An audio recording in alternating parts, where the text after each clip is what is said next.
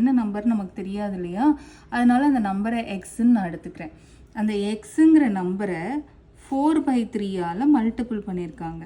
Okay, instead of dividing it by 4/3, ஆனால் என்ன பண்ணியிருக்கணுமா, divide பண்ணியிருக்கணுமா 4/3ஆல். என்ன பண்ணிட்டாங்க, நான் மல்டிபிள் பண்ணிட்டாங்க. ஸோ டிவைட் பை 4/3 தான் பண்ணியிருக்கணும். அந்த நம்பரை 4/3ஆல் டிவைட் பண்ணியிருக்கணும்.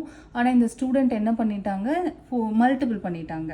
ஓகே, சரி, okay. Then and got 70 more than the correct answer. இப்போ இது ரெண்டுத்தில் எது கரெக்டு? ஆக்சுவலாக அவங்க டிவைட் தான் பண்ணியிருக்கணும். டிவைட் தானே கரெக்டு. அப்போ அதுக்கு கிடைக்கக்கூடிய ஆன்சர் தான் கரெக்ட் ஆன்சர்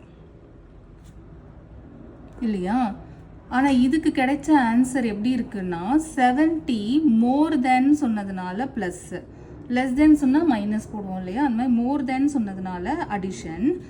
மோர் தென் எதை விட மோர் தென்னாக இருக்குன்னா கரெக்ட் ஆன்சர்